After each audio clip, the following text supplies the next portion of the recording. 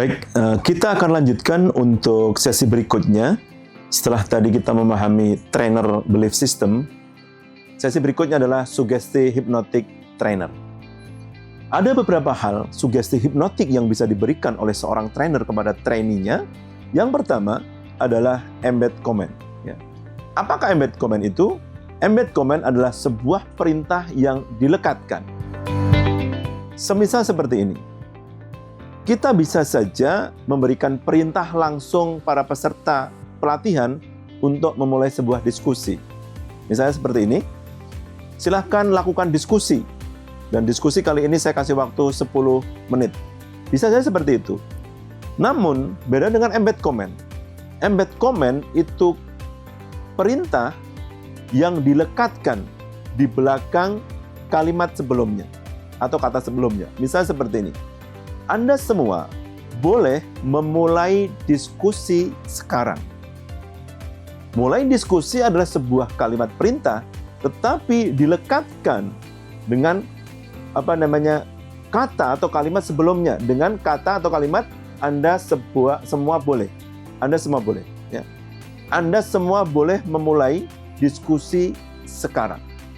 Jadi, mulai diskusi adalah sebuah perintah yang dilekatkan dengan kata Anda semua boleh.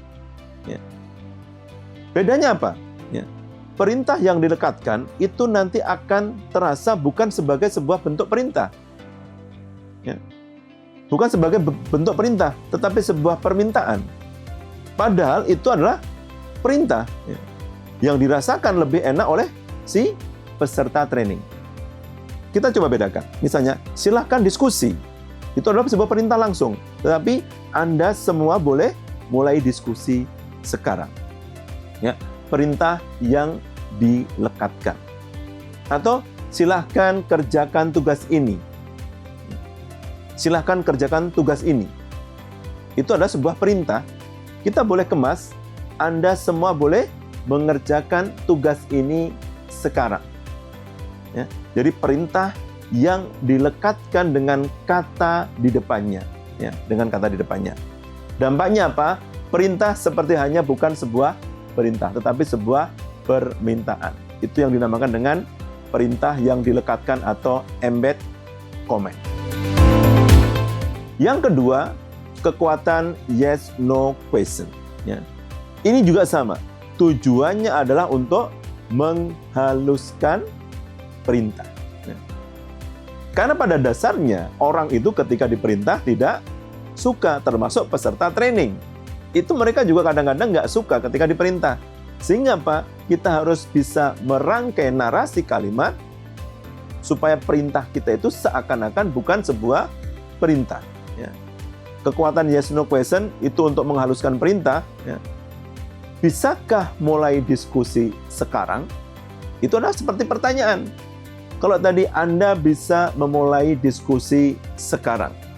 Itu adalah sebuah kalimat yang mempersilahkan orang untuk memulai.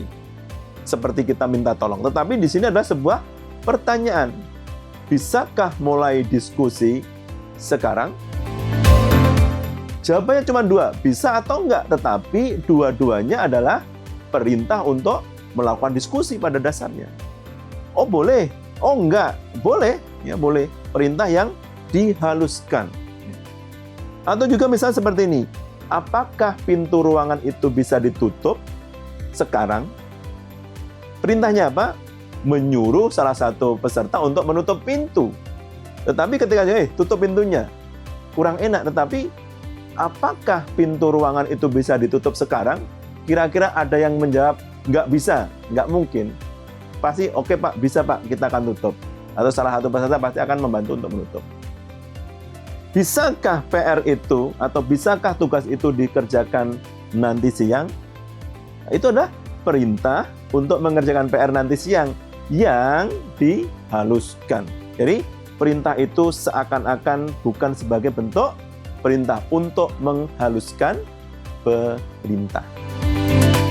Nah, yang ketiga adalah sebuah asumsi peningkatan. Ya, asumsi peningkatan.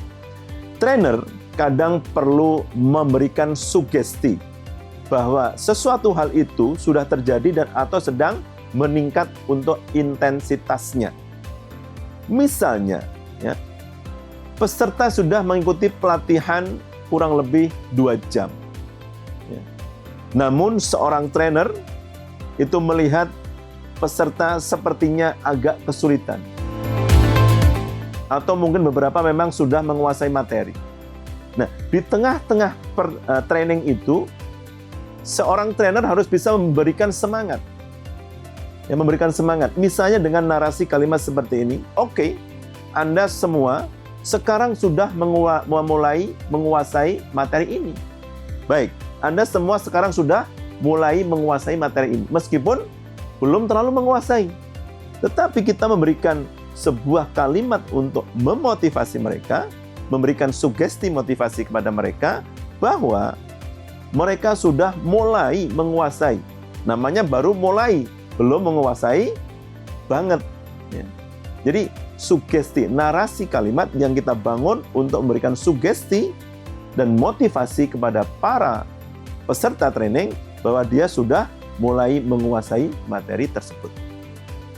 Atau oke, Anda semua sudah mulai belajar dengan baik.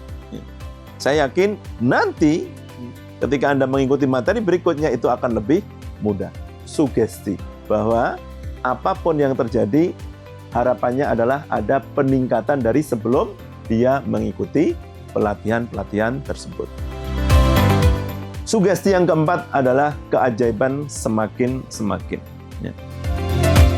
Semakin-semakin itu kita seorang trainer harus memberikan sugesti yang positif jika sesuatu yang terjadi itu tidak diinginkan.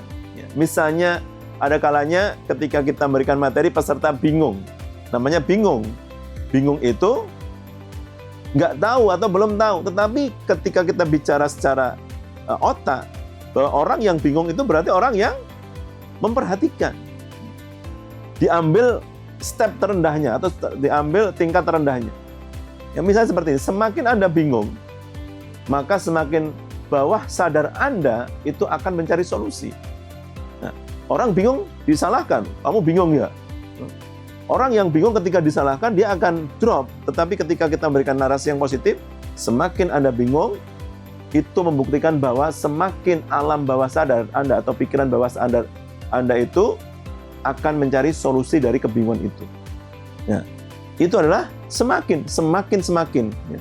Semakin Anda bingung, sehingga bingung itu tidak dikatakan sebagai sesuatu yang negatif, tetapi kita bisa memberikan sesuatu sugesti yang positif, meskipun dia dalam kondisi bingung.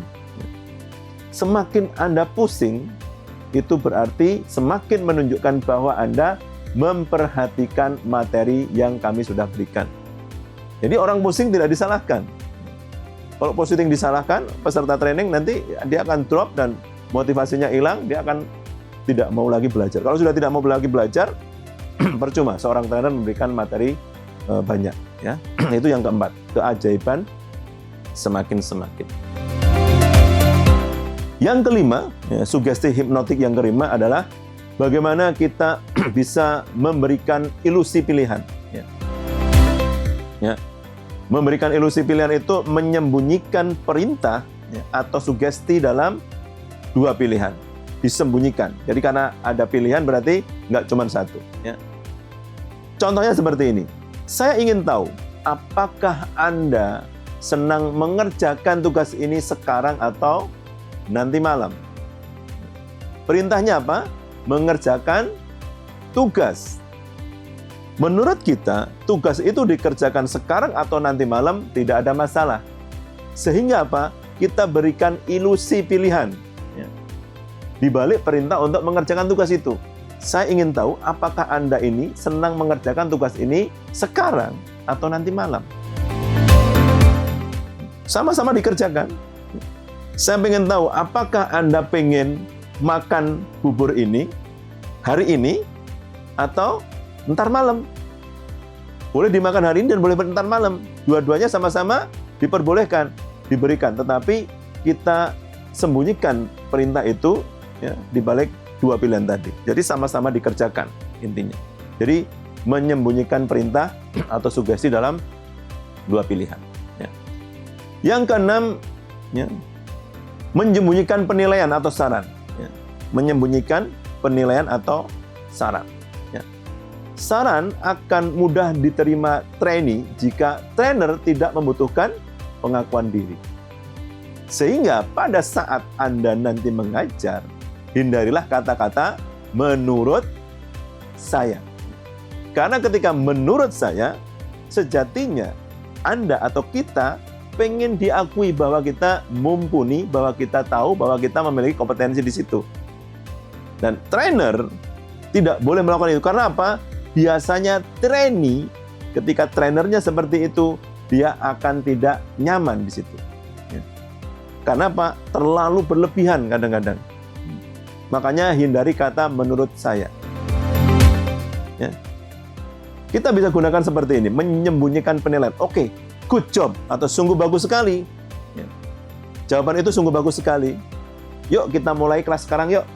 Atau yuk kita lanjutkan yuk kelasnya sekarang yuk. Good job, jawaban kamu bagus, jawaban Anda bagus. Oke, kita bisa lanjutkan sekarang. Nah, itu adalah menyembunyikan penilaian. Kita tidak menilai, tapi kita tidak langsung ya penilaian atau saran itu tidak langsung kita berikan, tetapi kita sembunyikan. Ya. Jadi good job atau sungguh bagus sekali.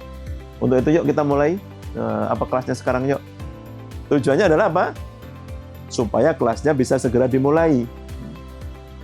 Jadi di dalam sugesti hipnotik itu tidak ada sugesti-sugesti yang negatif, semua sugesti yang positif. Dan sugesti yang terakhir atau yang ketujuh adalah bagaimana membangun pola awareness. Ya. Pola awareness adalah pola-pola yang digunakan supaya bahwa ide-ide yang disampaikan itu tidak bisa ditolak kebenarannya. Kita bisa menyembunyikan ide atau sugesti dalam pertanyaan atau pernyataan yang berbentuk proses awareness atau penyadaran atau kesadaran. Apapun kata yang diletakkan di belakang kata awareness akan menjadi benar dan masuk ke dalam alam bawah sadar kita.